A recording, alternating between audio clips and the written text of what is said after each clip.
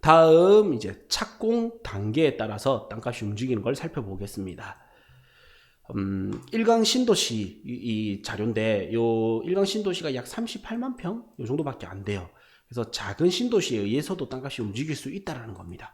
그래서 과거의 역사를 보면 부산 1강 택지지구 해제 추진이 무산됐다.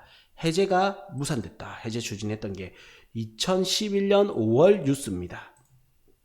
그래서 보면 그래서 부산 일강면 삼성리 횡계리 일대에 41만 요때는 41만 평이죠. 41만 1천여 평을 택지개발지구를 해제해달라고 신청서를 했는데 부산시가 최근 정부가 반려를 했다고 합니다.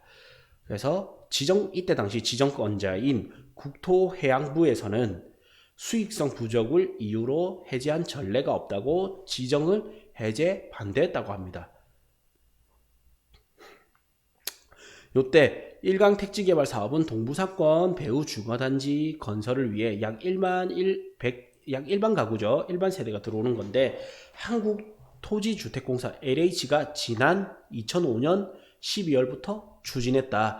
요때가 2011년 뉴스인데 2005년에 했으니까 약 6년 뒤에 이 뉴스가 나온 거죠. 그래서 2007년 3월 2005년에 LH가 추진했었고 2007년 3월 부산도시공사가 사업권을 승계했지만 6,262억 원의 재원을 마련하지 못해 아직 착공조차도 못하는 등 제자리 걸음을 하고 있다. 이렇게 뉴스가 나오죠. 그래서 2005년 12월에는 한국토지주택공사가 추진을 했었는데 2005년에 이제 지정을 해서 2007년에 부산도시공사가 사업권을 승계했지만 재원을 마련하지 못하고 사업성이 부족하기 때문에 2011년 5월경에 지정을 해제해달라고 했는데 수익성 부족을 이유로 해제한 전례가 없기 때문에 반려가 됐다라는 내용입니다. 네, 저는 이때 서울 이 굉장히 고급 자료가 있는데 각 지자체가 있습니다. 서울은 서울시청, 부산은 부산시청, 대구는 대구시청, 시청, 군청 홈페이지에 들어가면 매년 초에 도시계획실에서 주요 업무 계획이 나옵니다. 요 주요 업무 계획은 이제 도시 기본계획 관리계획에 의해서 그해 연도 해야 될 주요 사업 계획이 나오게 됩니다. 특히 요 도시계획실에서 나오는 게 가장 고급 정보가 많아요.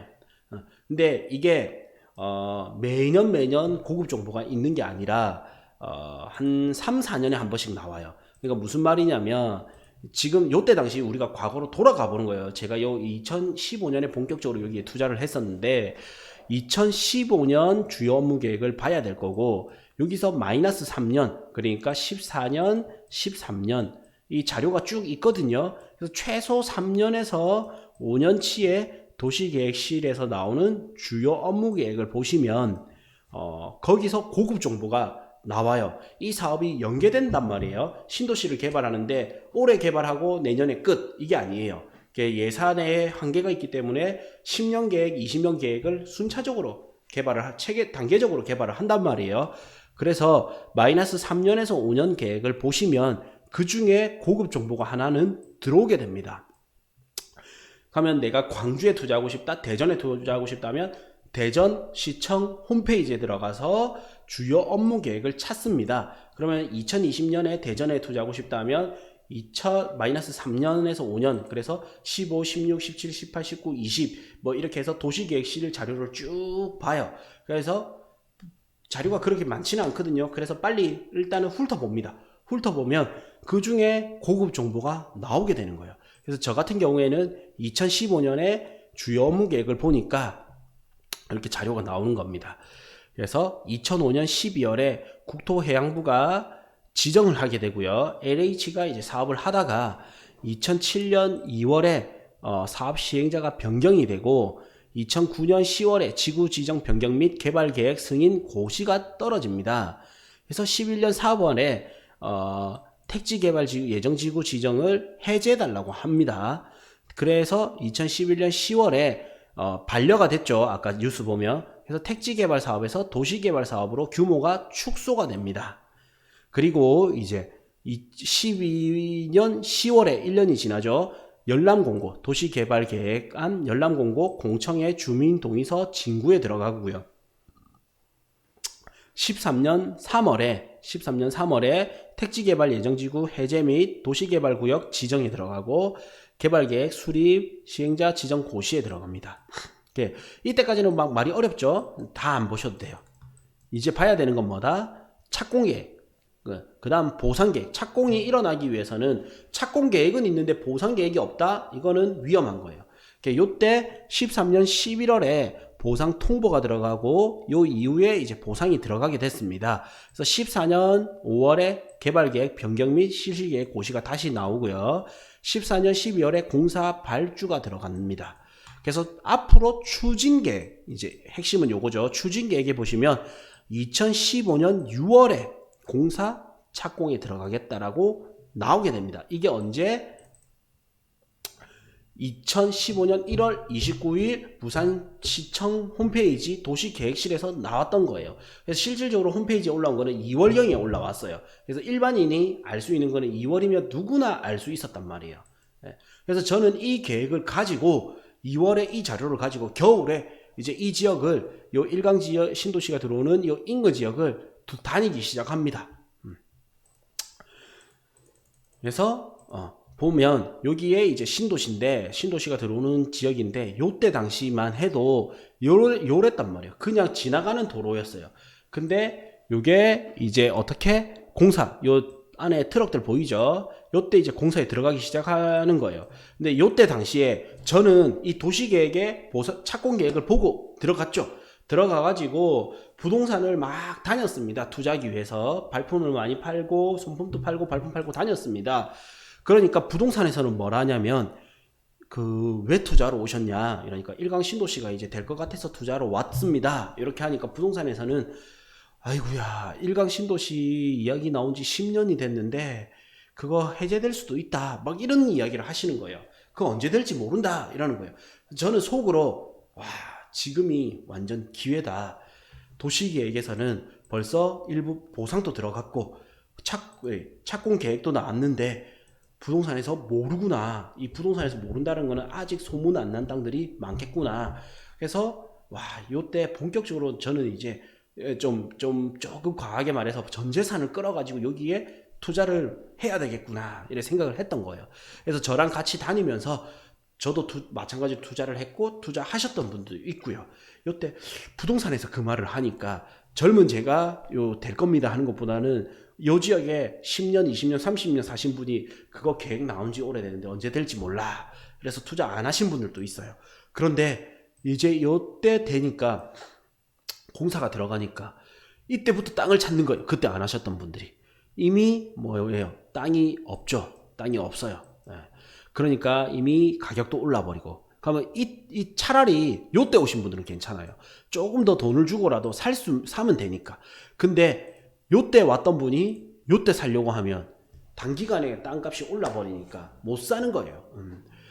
그런데 하루하루 지나니까 또 이렇게 바뀌는 거예요. 지금은 이제 요 아파트 입주도 했습니다. 그래서 요렇게 본격적으로 더 바뀌니까 와 늦었구나 놓쳤구나 이래 되는 거예요. 그러면서 이제 이때 당시에 제가 제일 유심히 봤던 거는 항상 뭐예요? 개발지가 있으면 1순위는 상업지를 봐라. 그래서 지적 편집들을 눌러서 상업지를 보니까 여기가 상업지예요. 여기에 이제 여기 들어오거든요. 그래서 역세권이 여기서 여러분들 상업지가 먼저 지정이 되었고요. 다음 역세권 여기 개통이 됐습니다. 이 말인즉슨 뭐냐면 여기 들어오더라도 상업지에 여기 들어올 가능성이 높은 거예요. 그러면서 상업지면서도 역세권이기 때문에 여기는 서로 시너지 효과가 들어오게 되고요. 항상 조금 외곽에는 차량 IC가 들어오게 됩니다. 그럼 여기서 IC를 타고 이렇게 해서 요 역세권으로 들어오게 되죠. 역은 도보로 이용하기 때문에 생활권 중심에 들어와야 되고요. 다음 IC는 차량으로 접근하기 때문에 살짝 외곽에 들어오고 그러면 이제 역을 반경을 해서 요 일대는 차량으로 접근성도 좋아지고 역의 접근성도 좋아지는 거예요. 그래서 저는 주로 봤던 게 역세권과 여기 바닷가 라인 요런 데를 봤었습니다. 그래서 2015년 12월에 착공에 들어갔는데 이 도시계획은 2월에 나왔죠. 2015년 2월에 나왔던 거예요. 그래서 약 1년이 지난 시점에서 우리가 눈에 보이는 착공은 12월에 들어갔어요. 도시계획상에서는 6월이었는데 요때 지정물 조사도 하고 예산도 받고 해야 되기 때문에 실질적으로 액션을 취하는 거는 6개월에서 1년 정도 늦어지는 거예요. 그래서 도시계획을 보고 들어가도 늦지는 않다라는 겁니다. 그래서 요때 해안가일 때나 상업지일 때는 거의 1년 사이에 2배가 올라 버립니다. 그리고 또 1년이 지나서 또 2배가 올라 버려요. 그래서 약 거의 3, 4년 사이에 적게는 3, 4배, 많게는 5~6배까지도 올라 버리는 거예요. 그래서 아파트로는 상상할 수가 없는 지가 상승률이에요. 그래서 요때 이제 신도시 착공에 들어가는데 이거에 맞춰서 한 해 뒤에 2016년 12월경에 도시철도 부산의 지하철 5호선 역할을 하는 동해남부선이 개통을 하게 됩니다. 그러니까 이제 요때부터는 여기가 바닷가에 놀러 오려고 사람들도 많이 다니는 거예요. 다니다 보니까 요 아파트들도 보이고요. 요때는 또 뭐다? 아파트 분양까지 들어가는 거예요. 그러니까 요때 땅값이 폭발적으로 올라가게 됩니다. 그래서 하나 이제 공시지가 변동률을 보시면 요 땅이거든요. 여기 제가 요 예시로 일부러 요 땅을 들었습니다.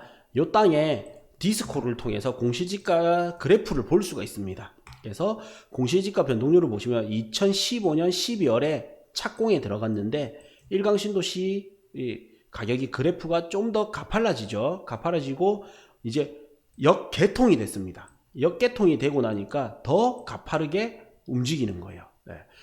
그래서 우리는 제가 그래서 말씀드리는 게 아까 착공 들어가기 전에 봤던 분들이 오히려 실제로 더 힘들었던 경우가 이겁니다. 요때가 이제 토지 보상에 들어가니까 땅값이 올라갔죠. 기울기가 기울기 시작합니다. 보상, 요 시점 전후가 보상이죠. 15년.